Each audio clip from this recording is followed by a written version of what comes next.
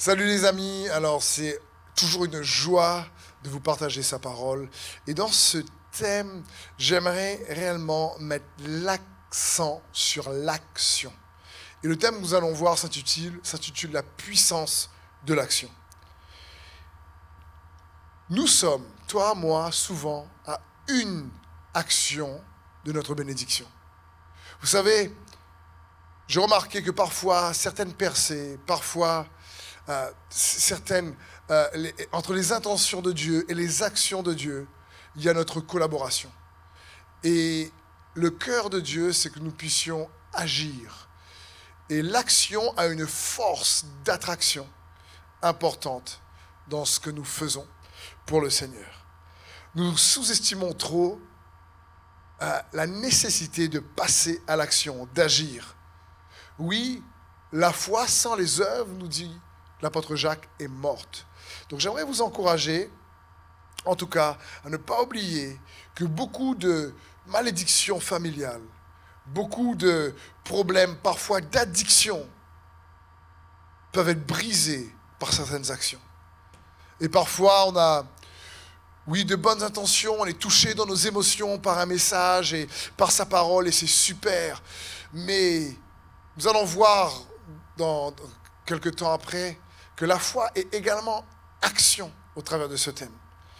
Il y a donc une différence. Dieu désire te bénir et te donner ses bénédictions. Mais ça fait partie des intentions de Dieu. Et entre les intentions de Dieu et ses actions, il y a notre collaboration de la foi. C'est crucial de comprendre ça. Il y a nos actions. Il y a des choses que Dieu nous donne par sa grâce. Mais il y a des choses que nous devons aller chercher avec foi.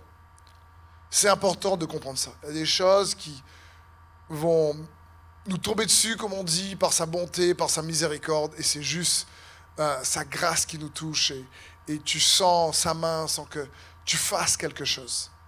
C'est la grâce. Mais la grâce, c'est aussi une force qui nous pousse à l'action. Et beaucoup de choses que Dieu a en réserve pour toi ou pour moi doivent être allées chercher, récupérer par la force de la foi. Et la foi, c'est de l'action. Il y a un passage dans Exode 32 qui m'interpelle énormément. On va commencer à lire ce passage à partir du verset 25 et ensuite je vous expliquerai le contexte. Moïse vit que le peuple était plein de désordre et qu'Aaron l'avait laissé dans ce désordre. Exposé au déshonneur parmi ses ennemis, Moïse se plaça à l'entrée du camp et dit : « Qui est pour l'Éternel ? Qu'il vienne vers moi. » Tous les Lévites se rassemblèrent à ses côtés. Il leur annonça : « Voici ce que dit l'Éternel, le Dieu d'Israël. Que chacun de vous mette son épée au côté, traversez et parcourez le camp d'une entrée à l'autre, et que chacun tue son frère, son prochain, son voisin. » Oh, c'est dur. Les Lévites firent ce qu'ordonnait Moïse, et 3000 hommes environ parmi le peuple moururent ce jour-là. Moïse dit : « Vous avez aujourd'hui été établis dans vos fonctions au service de l'Éternel. Et c'est au prix même de votre fils et de votre frère, si bien qu'il vous accorde aujourd'hui une bénédiction. » Alors ce passage paraît réellement dur. Gloire à Dieu que nous sommes dans le Nouveau Testament.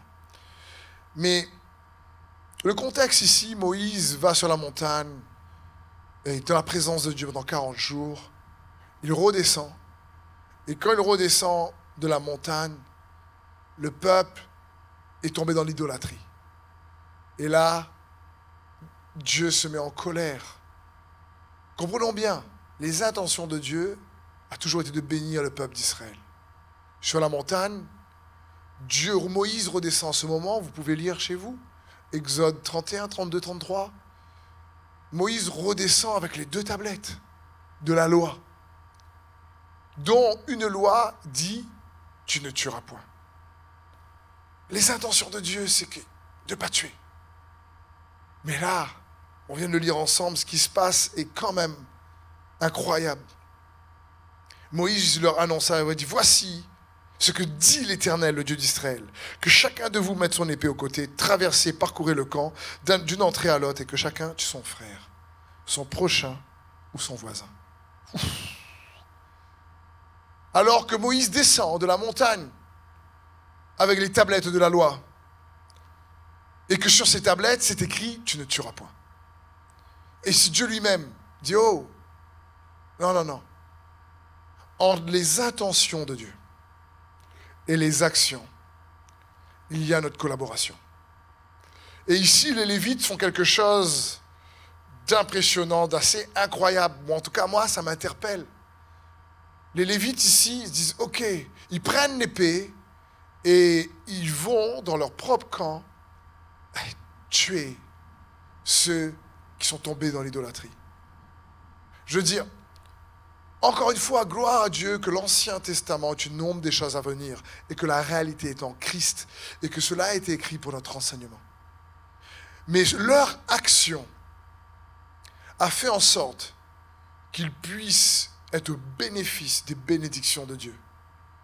Et ils ont été choisis par Dieu, non pas parce que c'était les intentions de Dieu au départ, mais parce que leurs actions ont touché son cœur, le cœur de Dieu, et Dieu lui-même a changé sa façon de faire à ce moment. Oui, Dieu ne change pas dans son caractère, mais Dieu change parfois dans ses intentions. Il est bon et restera bon toujours, il est amour. Ce n'a jamais été son cœur que le peuple meure dans le désert. Il a voulu les conduire dans un pays où coule le lait et le miel. Il les a fait sortir de l'Égypte pour cela. Mais malheureusement, ça ne s'est pas passé ainsi.